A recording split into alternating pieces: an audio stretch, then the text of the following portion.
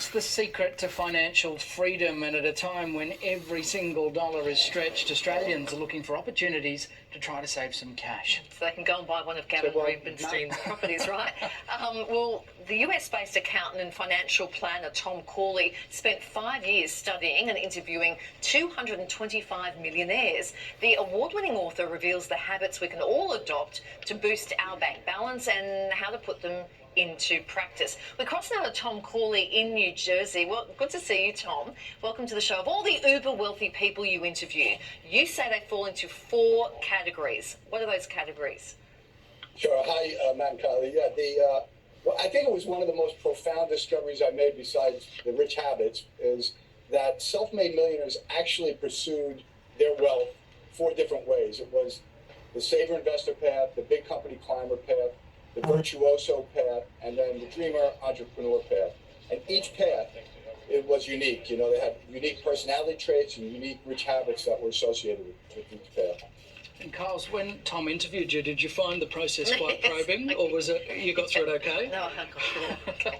Tom, well, I have to be honest with you. I was raised in poverty, so I kind of hated wealthy people, and what came out of this research was just this profound respect for how hard it was to become wealthy, and that these people were really good people for the most part, hardworking, ethical, moral, just really the cream of the crop.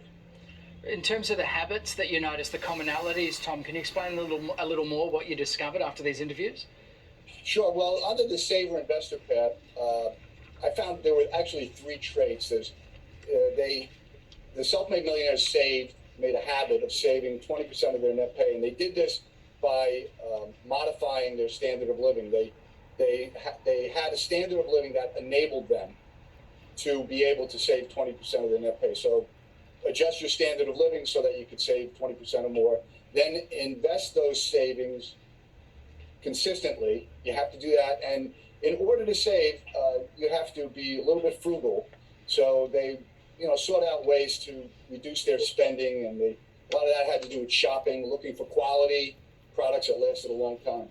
Yeah, we're all looking to save money quickly. What are some other ways to go about doing that? Well, I think you have to start out simple. That's how habits become habits. It's a simple process that builds over time. So start out maybe just saving $20 a paycheck, right? And do that for a couple of months. After a couple of months, it's usually about 2 or 3 months, it'll become a habit. You'll forge this savings habit. Then you can increase it a little bit at a time. You can go up to $25 a paycheck and so on. The other thing is maybe just brown bag your lunch 1 day out of the week, just 1 day out of the week. Forge that habit. Say Monday, every Monday you're going to, nobody likes Mondays anyway, so brown bag your lunch. And then eventually you'll say, hey, you know what, I'm going to do this on Tuesdays and then Thursdays and then maybe Friday. And before you know it, you're saving about $50 a week. That can go right into savings, and then you invest that prudently and consistently, and it builds over time. Some really realistic and tangible advice there. Thank you very much for joining us, Tom Corley, financial